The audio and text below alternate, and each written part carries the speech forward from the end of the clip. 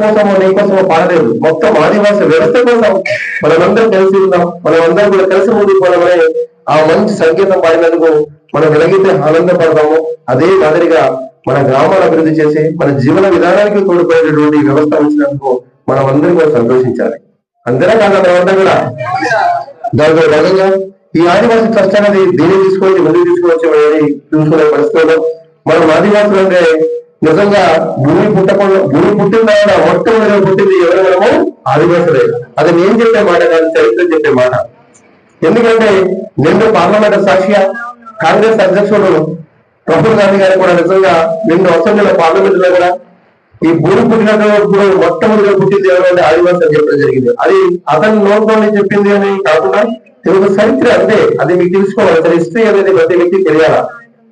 అటువంటి వ్యవస్థలో మనం ఉన్నందుకు నిజంగా భారతదేశం అనేది చాలా గొప్ప దేశం. భారతదేశం అనేది మన పుట్టడం అనేది అన్న అదృష్టం. అన్ని భేదాలు కూడా అన్ని వేగాలు ఒకటని భారతదేశానికి ప్రతి సభ్యుడు కూడా అది క్రిస్టియన్, ముస్లిం, హిందువా, సిక్కు, బౌద్ధువా అని ఏ మతానికి కానీ ఏ కులానికి కానీ లేకపోతే ఏ వర్గానికి కానీ తేడాని కూడా భారతదేశంలో ఉన్నటువంటి అందరూ సమానమని నిజంగా భారతదేశం అనేది గొప్ప దేశం. ఈ దేశంలో పుట్టడంతో పాటు మన పితృ చరిత్ర విషయం మనం ఎందుకు చెప్తున్నానంటే ఈ దేశంలో ఎంతో మంది నిజంగా అవుట్లైన్ ఫ్రెంచ్ వారు డచ్ వారు పరిపాలించినటువంటి దేశం. ఈ దేశం తర్వాత ఆంగ్లేయులు ఎవరైతే ఇంగ్లీష్ వారు పరిపాలించిన తర్వాత మన కష్టపెట్టే పరిస్థితులు ఉన్నప్పుడు ఆ కష్టపెట్టే పరిస్థితులు ఉన్నప్పుడు అక్కడి నుండి మన వాళ్ళు ఫైట్ చేసే పరిస్థితి మన భారతీయులు విప్లవ యోధులు ఎంతో మన మహాత్మా గాంధీ అయినా పెద్ద పెద్ద మహనీయులు ఎంతో మంది పోరాటం చేసినటువంటి యోధుల్లో భాగంగా మన బడుగు పరిచిన వర్గాలకు సంబంధించినటువంటి ఆదివాసులు కూడా మన పోరాటం చేసినటువంటి మనవాళ్ళు ఉన్నారు.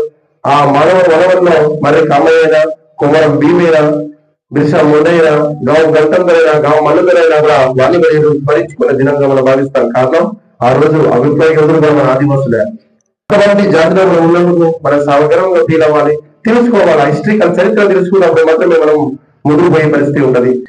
మొత్తం కూడా ఈ ట్రస్ట్ ఏదైతే తీసుకొచ్చానో ఆ చరిత్ర తెలుసుకోవడంతో పాటు మనకి భారత రాజ్యాంగంలోని కూడా మనకి ప్రత్యేకమైనటువంటి హక్కులు చట్టాలు కనిపించినప్పుడు ఆ హక్కుల చట్టాన్ని మనం ఏదైతే పార్లమెంట్ లో వస్తాయి మనకి భారత రాజ్యాంగంలో విద్యుత్ జిల్లా క్లాస్ 3 ప్రకారం మనం చేసి ఈ ఎవరైతే ఉన్నామో మన ప్రత్యేకమైనటువంటి హక్కుల చట్టాలను సవరణ చేస్తూ మన రూపకల్పన చేసే ఒక మన ఆదివాసం భారతదేశంలో ఉన్నటువంటి ప్రతి ప్రాంతంలో ఉన్నటువంటి ఆదివాసి కూడా ఆధీనంలో ఉన్నటువంటి మన గొప్ప వ్యక్తులుగా మనం భావించేటటువంటి ఈ హక్కుల చట్టాలు ఉన్నప్పుడు కూడా మనం తెలుసుకోలేకపోవడమే మనం వెనకబడిపోయే కారణం కాబట్టి నమ్ముతాను నేను. ఎందుకంటే ఇంత మంచి మంచి విషయాలు మంచి వాక్యాలు చెప్పే వ్యవస్థ ఎక్కడ ఉండదు. మీరు ఎక్కడైనా రాజకీయ మీటింగ్ లో పోతే ఆ రాజకీయ మీటింగ్ లో ఓన్లీ వాళ్ళ పార్టీ కోసమే మాట్లాడతారు.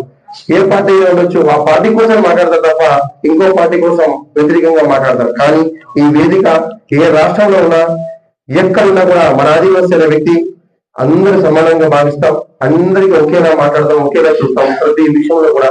అందుకబట్టి ఈ వేదిక రోజు ఇంత లక్షలాది మందితో ఇన్ని బిల్డింగ్ ఇన్ని ఆఫీసులు ఇంతమంది వ్యవస్థ ఎందుకు పెరిగిపోతున్నా చెప్పాలి. మీరందరూ కూడా వాస్తవాలు ఉంది, దీనిలో సత్యం ఉంది, నిజం ఉంది కాబట్టి అందరికి లబ్ధి చేకూరుతుంది కాబట్టి అన్ని రంగాల్లో ముందుకు పోతుంది కాబట్టి మీరందరూ కూడా ప్రతి వారం కూడా వచ్చి వింటున్నారు. అంతేనా కాదా?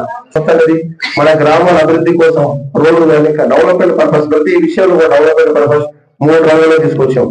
మన గ్రామంలో అభివృద్ధితో పాటు మన అభివృద్ధితో పాటు మనం పండించిన పంటలు గిట్టుబాటు ధర, దాంతో భాగంగా ప్రతి కుటుంబంలో కూడా నిజంగా ఫైనాన్షియల్ గా సెటిల్ కావాలని ఆ రంగంలో కూడా తీసుకొచ్చి కానీ అన్ని రంగాల అభివృద్ధి చెందాలి అనుకుంటే కంపల్సరీ మనమంతా కూడా మనం ఒకే యూనిట్ గా ఉంది.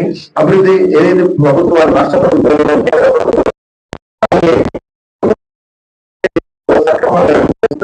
మన కంపల్సరీగా యూనిట్ ఉండి దానికి మనం తెచ్చుకునే విధానం తెలుసుకోగలగాలి. ముందు ఆ తెలుసుకున్నప్పుడు మాత్రమే మనము ముందుకు పోయే పరిస్థితి ఉంటది.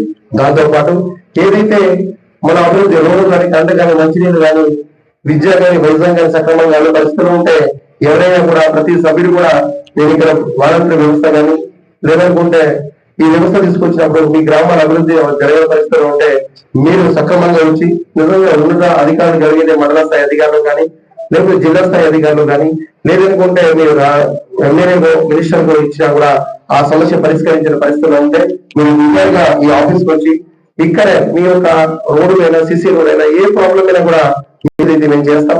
మేము చేయలేని పరిస్థితి ఉంటే కన్సల్ట్ ఏదైతే డిపార్ట్మెంట్ ఉంటుందో ఆ డిపార్ట్మెంట్ ఆధారంగా పూర్తిగా మన ట్రస్ట్ లీగల్ గా ఉంటాయి కాబట్టి ట్రస్ట్ ఏదైతే ఉందో ఏదైతే లెటర్ పేరు ద్వారా పూర్తిగా జిల్లా కలెక్టర్ అయినా జిల్లా అధికారులకైనా మినిస్టర్కైనా ఎవరికైనా రాతపూర్వకంగా పూర్తిగా రాసి ఈ ఒక్క మీ సమస్య నెరవేర్చే పరిస్థితి తీసుకొస్తాం.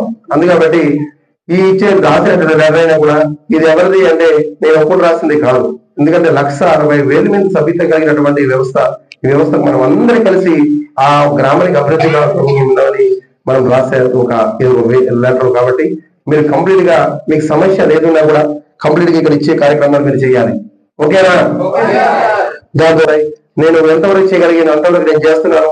కానీ మీరు వాలంటీర్ వ్యవస్థని తీసుకొచ్చినప్పుడు మీరు కంపల్సరీ వాలంటీర్ గ్రామాల అభివృద్ధి కోసం ఏదైతే డెవలప్మెంట్ పర్పస్ లేదో అదన్నీ కూడా మీరు ఇంప్లిమెంట్ చేయాలి అని చెప్పాలి.